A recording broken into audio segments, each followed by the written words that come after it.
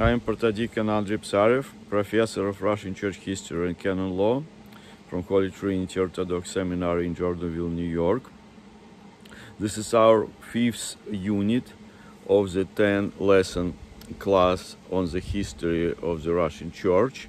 We already talked about Byzantine Russian history, Christianization of the Kievan Rus. We talked about Western Church. We talked also about the Muscovite Rus when Moscow became independent from the Mongol authorities, and idea of the Third Rome, and also transformation of Great Principality of Moscow into Tsardom. So today we will be talking about St. Petersburg's period, which lasted from period of the church history, which lasted from 1721 until 1917. To lead to this period, we need to remind that Patriarch Nikon, he implemented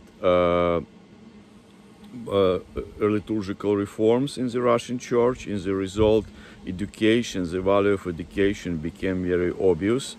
But only source of education was Western Church, because people there, they would go and study in West, in Rome, and then come back and they would share scholastic knowledge of seminaries, and so knowledge of contemporary Western theological education.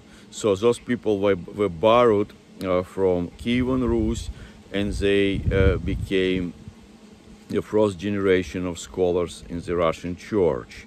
So thus Slavic, Greek and Latin Academy was founded in Moscow in 1686 by the brothers Sophronius and Ianikios Lichoudas. And from there we see direct connection with the 18th century, where until the mid of the century all bishops were of the Russian Church placed outside of the western parts of the Russian Church in what is called Great Russia. All of them were trained in the Western Russian Church or studied in the West. So here we approach to this landmark, the foundation of the most holy governing synod, when Peter the Great decided to follow in the steps of other European monarchs, as for instance, until nowadays, the Anglican Church has its head, the Queen of England. So Peter the Great, he became the head of the Russian Church, and he founded this college, this institution that had a number of bishops participating, and also he appointed one of his assistants to the position of chief procurator. So it's a person who overview operation of those meetings, and also would deliver emperor's verdicts. So all episcopal consecrations happened with approval of the state. This, of course, is direct infringement on canon law that requires that bishop would interact with their superiors and so on. But that's how Russian Church operated through the 18th, 19th, and early 20th century. So it's important to understand that education now became widespread. Since Peter the Great, seminaries started to spread around Russia.